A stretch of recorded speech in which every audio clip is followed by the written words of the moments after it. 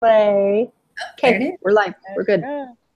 Okay, so the first question that we need to discuss is what is health literacy and why is it important? So, what is health literacy? Have any of you guys taken HS 390, the Yes. program planning Yes. class? Yes. Yeah, so Yeah. that's like the first place I ever learned about health literacy, and I felt like it was helpful. So to What me, did I you learn guess, from what did I learn from the class, or what did I learn about health literacy from the class? What did you learn about health literacy from the class? So health literacy is like a person's ability to like comprehend and absorb health information. So like it's someone's ability to be able to understand kind of what the doctor is telling them, or their ability to understand like what they need to do. Like if someone tells them what they need to do to improve their health or something, then they can understand it and they can take it and use it, is what I understand it is. But Kind of like they have the I'm sure knowledge that's, yeah. of like the medical words, or at least to understand the context of them. I think Yeah, I definitely. think I remember from that class too that like most people don't even have the ability to really fill out their paperwork you get when you go to the doctor's office, like to know exactly what they're asking. It is so hard. I swear the paperwork Yeah. changes every time I go. Well, and it's I just never mind.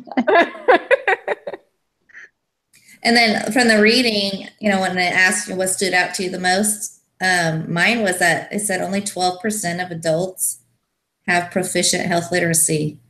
Like, can you imagine? Oh, That's so I really think, Well, and sad. it's so weird. It's so weird to me because I mean, I guess this is what I'm studying in school, and it's what you guys are studying. So it's like it's almost second nature to people like us who have been studying it, and we're just very familiar with a lot of like medical terminology and stuff like that, you know. But so it's like weird to know that there's people out there that have no idea what is, or you know, stuff like that. Well, or even, oh, go ahead. Sorry, I feel as if they know the like street names of it more than they know the actual names of it. Yeah, for sure. Or even, And I think that's pretty common for people.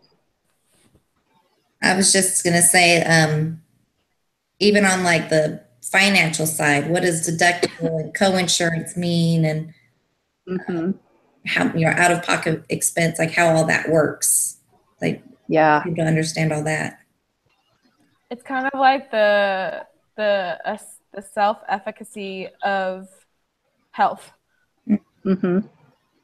Yeah. Like their ability to understand health literacy, but a lot of people like to fake it. They fake everything.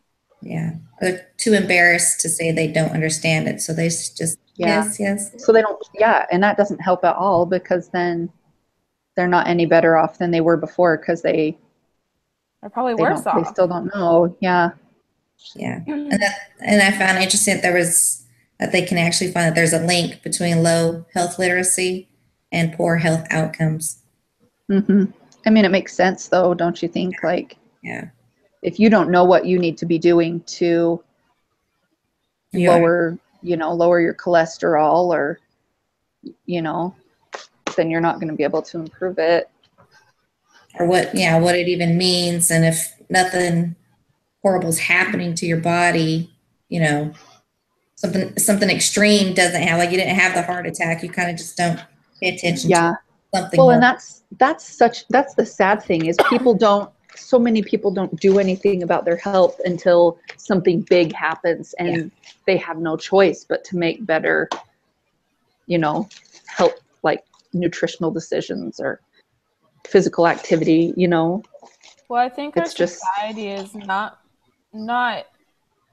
moving or at the prevention part of health. They're at the treatment part of health, Treatment, where yeah. it has to be at the last moment when it's the worst of the worst to treat it, rather than, well, I feel a little tired, or I feel a little like sore in my throat. Why don't I just sleep more? Or why don't I just eat better? Instead of trying to prevent it, they're just treating it. Yeah. Yeah.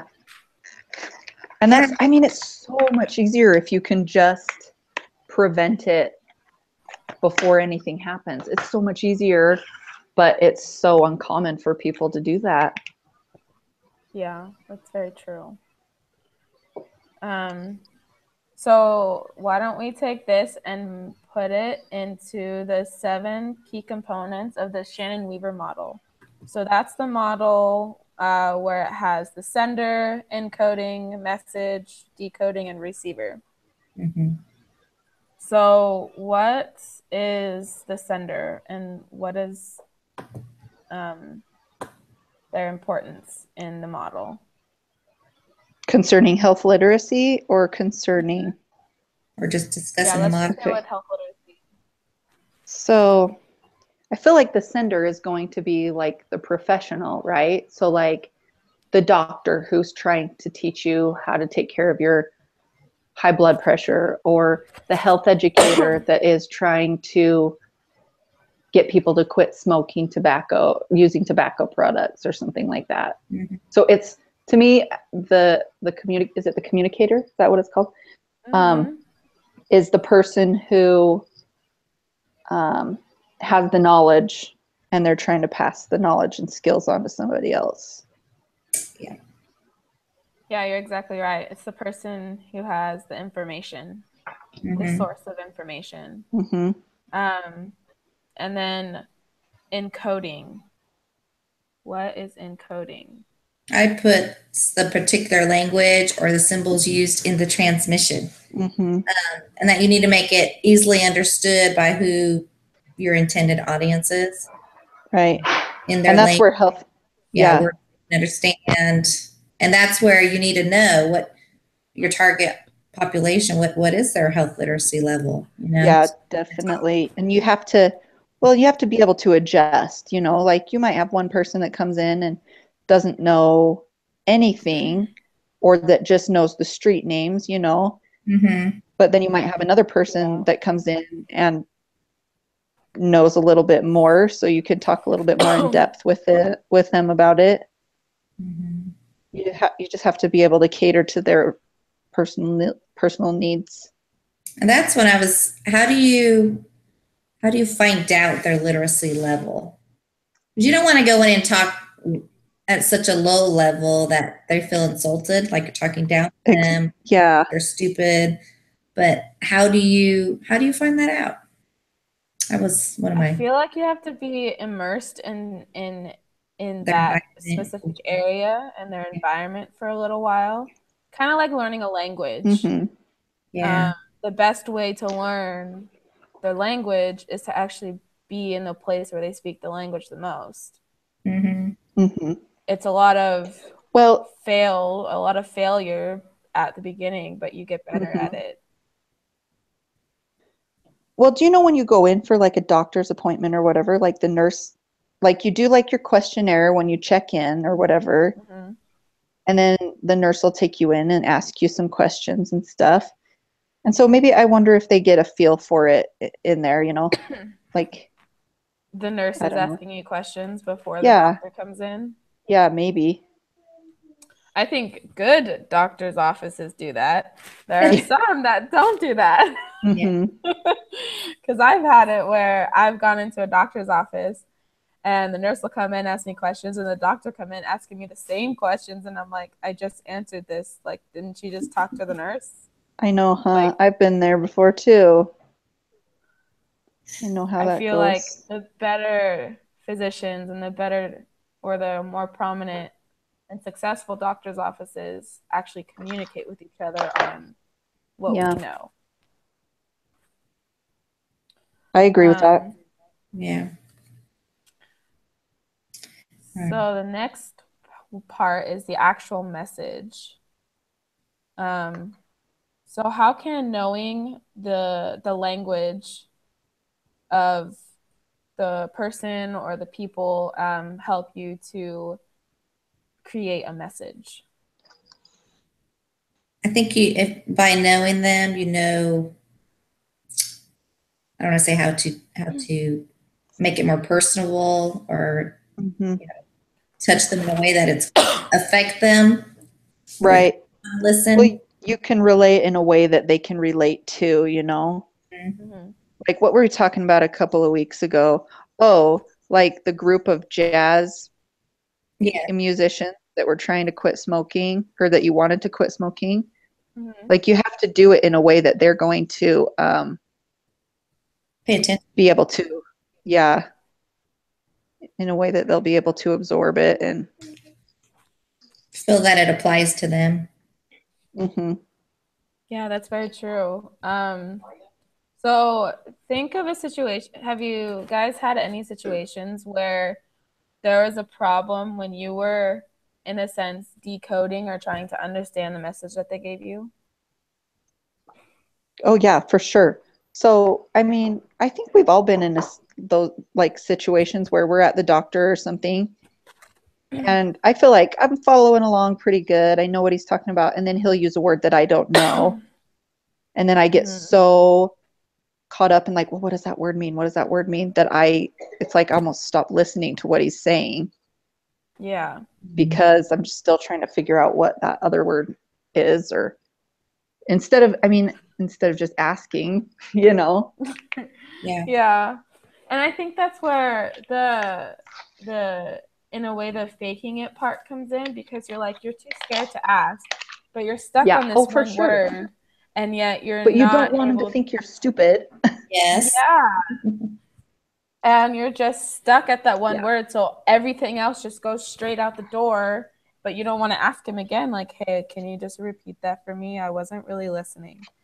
Because you feel I know. rude. You feel like you don't feel like you are fitting in. Mm-hmm. And I think that has a huge barrier on trying to understand the messages. And I wonder if that can be Definitely. considered like fall under the noise component of this.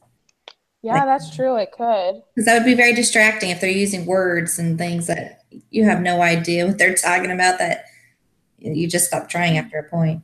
Yeah. That's, Mm-hmm. yeah. It's kind of like when you have a toddler with you and you start talking to the toddler and you say a word and he just sits there like in awe of like that one word, but you're still going off on a rant, and then you're finally done and they're just sitting there like, huh, what's going on? Like, I can't understand this. That's actually how my brother is. He has a learning disability and Mhm. he can't understand words very well. So like right now, he doesn't understand time. He can't understand that 10 minutes is not that long of a time compared to an hour. Yeah. So he says, so I say like, okay, well in 10 minutes you need to get off of the computer. But Uh-huh. it'll be like 30 to 45 minutes later saying, no, it's not 10 minutes yet. It's not 10 minutes. Mm. Where if I tell him a specific time, let's say, okay, you need to get off the computer at 8:45. He understands that at those numbers he needs to get off. You can see. Yeah. What a Yeah. great example. That's a great example. I'm glad you shared that. Yeah, I was going to say that an actual time or a timer that can show the Yeah. countdown. But like little kids, when they were like, "What time's mommy gonna be here? What time's mom?" They can't read a clock, with the hands and stuff. So it'd be like when Mm-hmm. that one's on the 9 and that one's on the Mm-hmm. 6 It's or something like easier that. for them to Yeah. understand. Yeah. He's 12 and he still has like that's the one thing he has a huge problem with is the time frame. Yeah. Especially if he's playing video games, he's not. All day Time long. passes very quickly. Like, no way it's been 10 minutes. Yeah. That's how I feel when I'm watching like my Netflix series. Yeah, no way I've been sitting here for 4 hours. It's I 4 know, hours right? later. The next one. So glad it's not just me. Yeah. Okay, so were you guys able to watch that texting and driving thing? You did. Oh, I can open screen share up if you guys want to watch it together. Let's do it. Sure. Okay. And so we need to think of the 7 components while we watch this. Yes. Okay. Identify the 7 key components. All right. I'm gonna get this paper here. Okay, sorry, I gotta log back into BYU Idaho. I hate that it kicks me out after A certain whatever. amount of time. Yeah. Yeah, drives me nuts. Okay. I don't know if you'll be able to hear it though. I don't know how screen share works when it comes to that. It might be able to play it through your microphone. Okay. Loud enough. We can try it.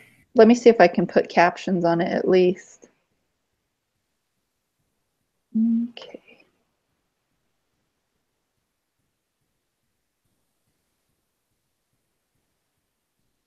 Megan, you still there? Is your microphone working? I don't know. Oh, I don't know.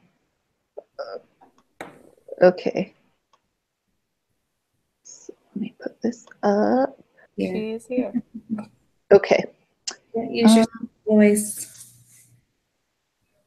It's like the story of Ariel.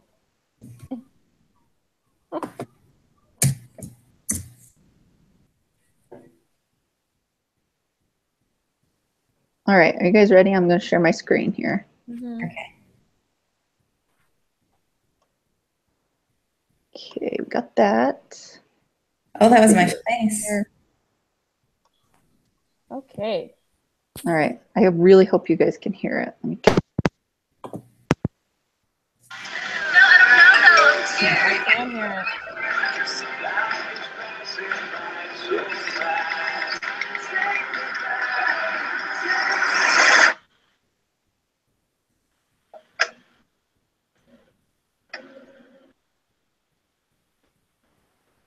Do you know that you're in my lane? No, not at all. Are you not paying attention? Are you texting? I was just checking in with my mom. I was telling her that I thought we'd be home by 6. It's okay. There's enough time.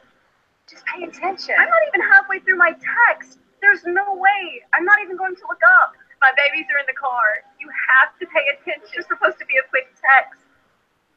I'm so sorry.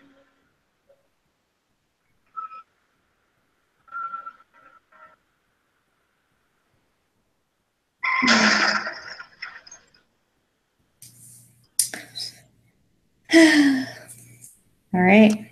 Wow. Okay, so did you guys identify some of the key components that are in that message?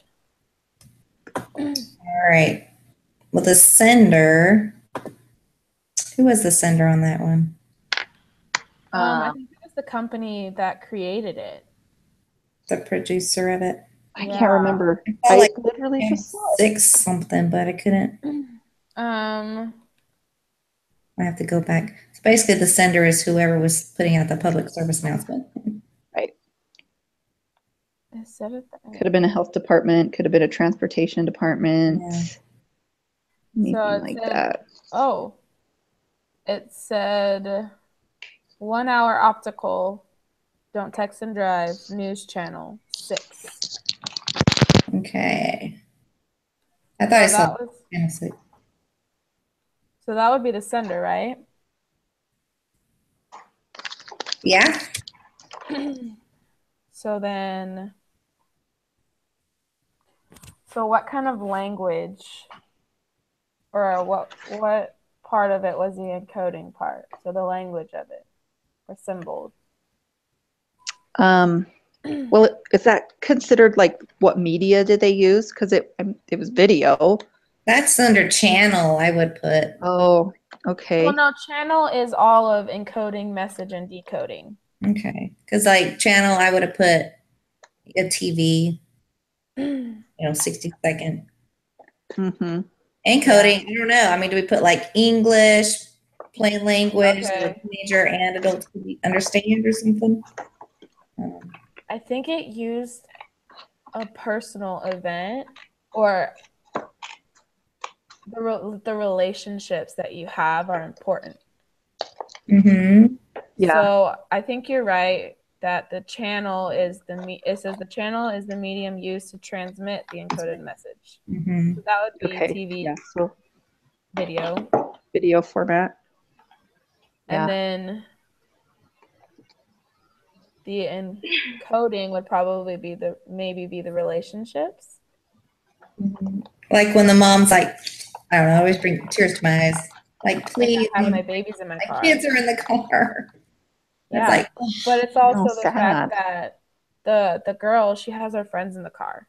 yeah. Mm-hmm. So, like, as a teenager, they would understand that part. Like, they probably Mhm. wouldn't understand the attachment, the mother to her children, or Mm-hmm. It's kind So- of like they're combining two different types of populations into one message. Yeah. Mhm. I like that. That's a really good point. Yeah, So that we know one the hit. message.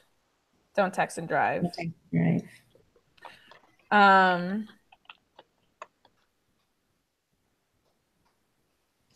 The way the message is unpackaged, decoding. The way as the sender encodes messages into a form.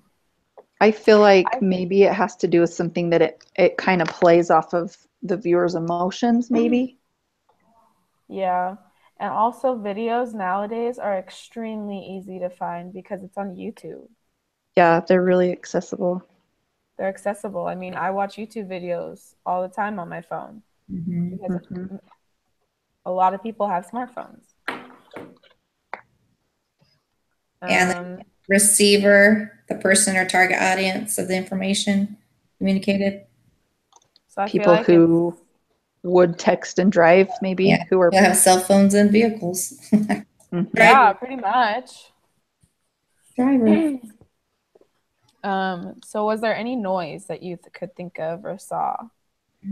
So noise are things that can interrupt the sender, such as things going on in the background, things that distract the receiver. Noise can also occur in the channel, such as a slow internet connection, static on television, dropped Yeah. cell phone call. I don't think this happened during the video, but I've noticed that there are a lot of videos that will stop halfway through and show an advertisement. Yeah. Oh, that Right, over irritates the me so much. Me too. I And hate it always happens that I get the most important part of the video too. And it's at that point you think, is it worth waiting 15 seconds for this ad to stop? Or am I taking Yes. it now?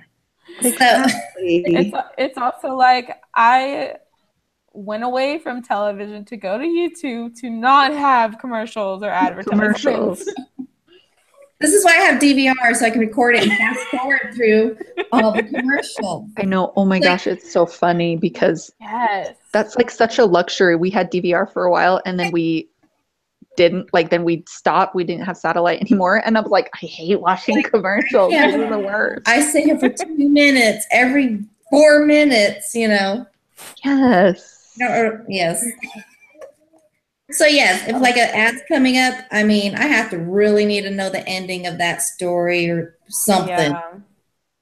Otherwise, I'm like, yeah, it ain't worth my time.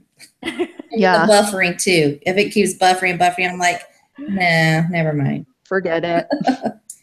Oh, So man. yeah, I can see that happening with a. So, what components do you think were strong in the message or that they could have done differently? I think they got the emotional. Oh yeah, for Yeah. sure. Oh my gosh. I love how they set that up. Like, Mm-hmm. but it was like time out, you know, like take time out and look what's going to happen, you know? Yeah. You know what's really interesting is so they did this with drunk driving at my school, and it's this whole program. And I think it's a 2-day program. And what happens is the first day, you have people just walking around looking like ghosts. There's a Grim Reaper walking around. And in each classroom, you'll see a desk with a black cover with one rose and a sheet of paper. And every 15 minutes, the bell or the loudspeaker would go off to indicate that someone else has died from a drunk driving accident. Oh my gosh. And on each piece of paper on that desk was a story of how a person who we knew was killed by a drunk driving accident. They didn't really get killed though. Wow. So then the next day, sorry? Who put that on? Like, who was in charge of putting that on for your school?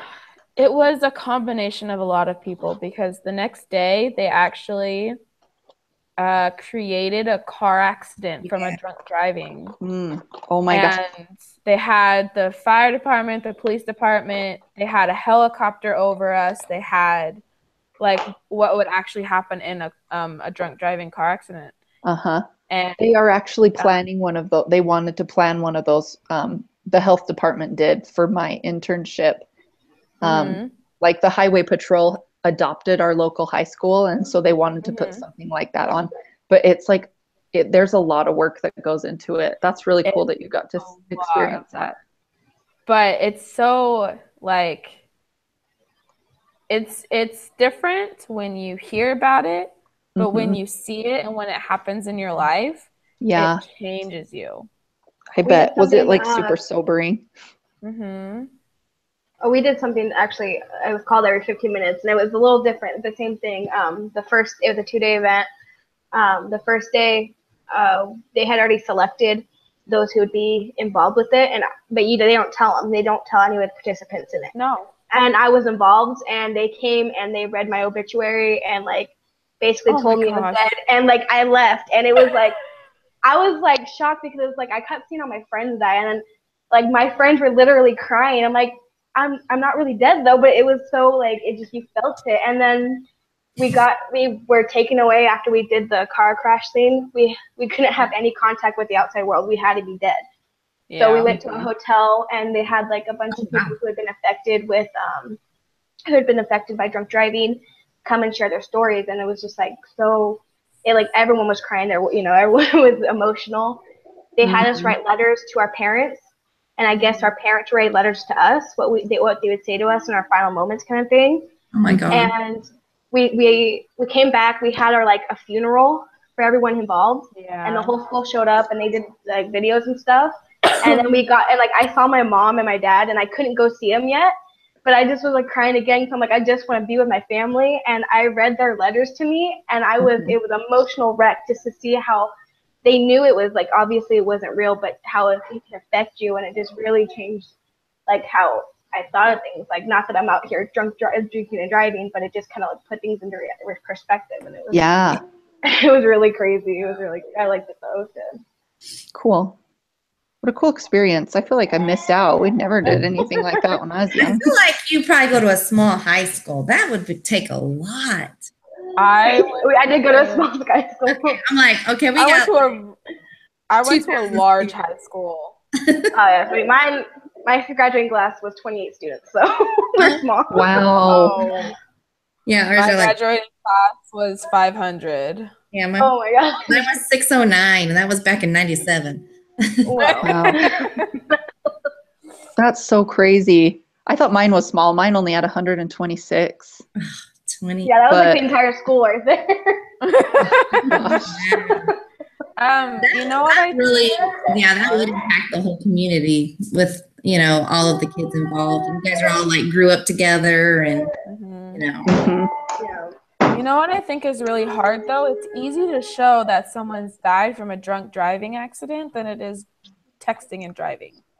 Yeah. How would you, like, without using video or without using those things, how would you really portray that emotion that happens when it's texting and driving?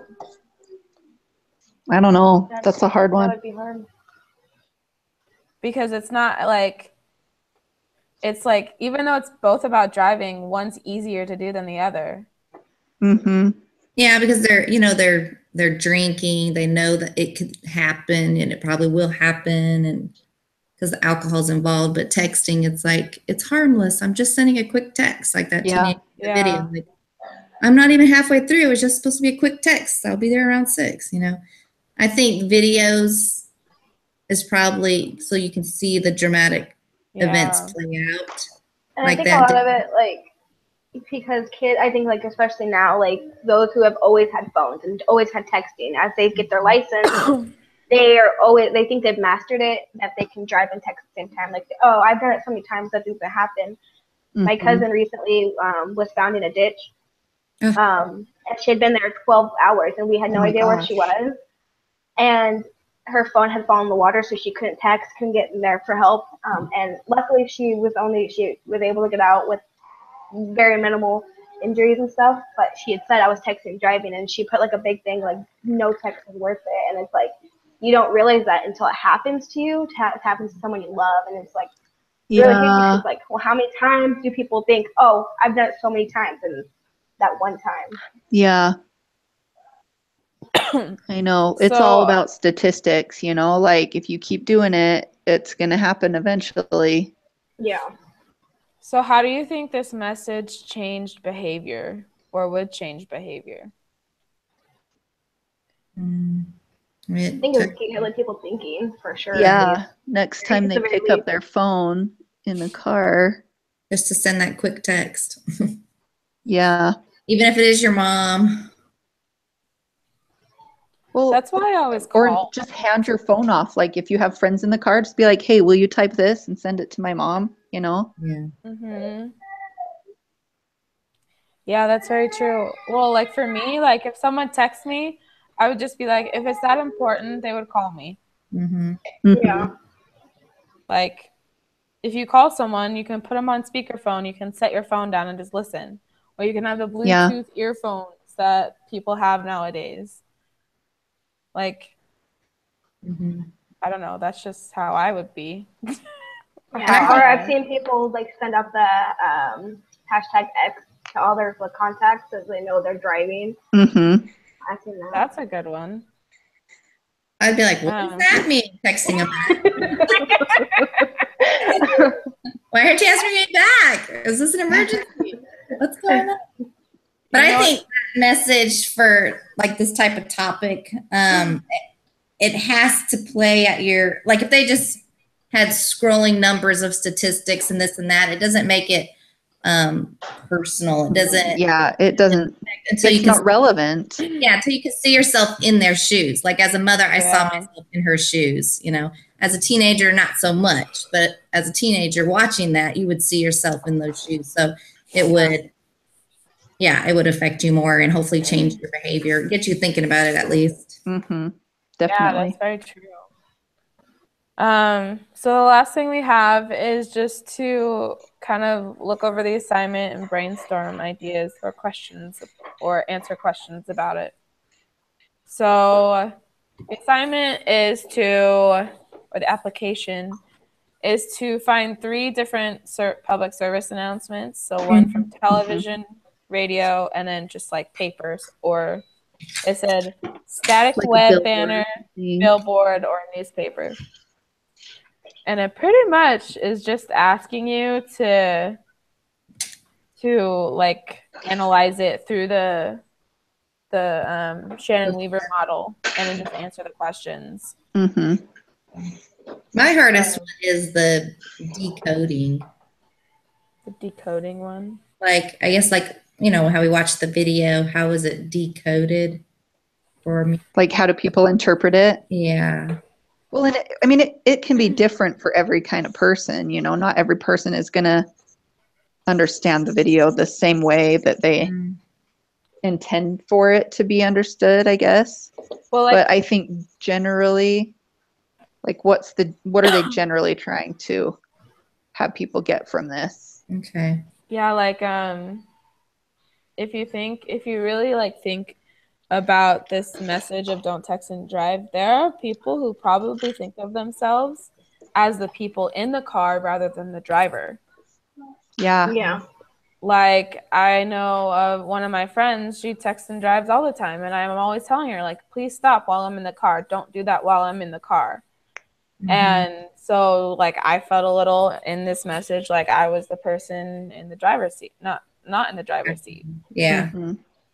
So I think you just have to like open up your imagination when you're looking at these public service announcements to really think, okay, what would this person think? What would that person think? Yeah. And so like, yeah. And then like, look at your different audience members, you know, like look at the mothers in the audience, look at the teenagers in the audience, you know, and just kind of try and imagine how you would think they would respond. Okay. So like to on the that message. question, it says number 3, do you feel the message is decoded the same way as it was encoded? How would we like that video? Do you think people got from it what the makers were trying to show? Maybe to inform. Okay. Yeah. Does that make sense? Yeah, that makes sense. Okay. Okay.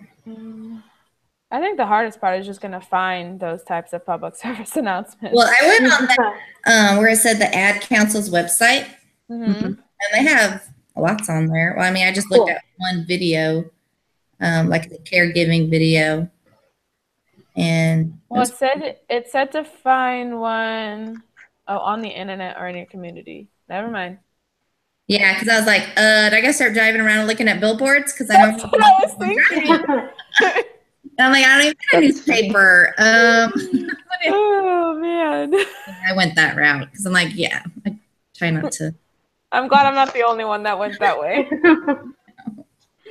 I think that's cool though if you can recognize things in your own community that apply to it, you know. One thing, I mean, you don't have to do it right now, but just like keep an eye out and see what you can find. Yeah, I mean, and I start seeing those too, like the Breast Cancer Awareness Month, or I don't know. There's, you know, like, the more you become aware of it, the more you start seeing it everywhere type thing. For sure. Yeah. Yeah. And I was gonna say with the radio one, there's this song that's out about the suicide prevention hotline. Suicide, yes. My daughter, every time it comes on, she's like, 211. I'm like, okay, I know you know the phone number. Okay. You know, I'm like, so they've gotten to all these, you know, I think that's genius. And if you've seen the video, it's so empowering. It's really sad, but it's like, okay, like I can be the one to help a person out there who needs this. Yeah. So now I got, you know, my middle schooler who knows the suicide prevention hotline number by heart, and I don't. But I think, yeah, that's knowing your target audience right there. I think that's for sure. And it's, well, I mean, it puts it out there for them, and if it's something that's on the radio or whatever all the time, and if it's catchy, like they're gonna know, and they're gonna know what. And your friends they're having issues, and they're gonna be like, and maybe they can see the signs and, you know, help you. Yeah, for sure.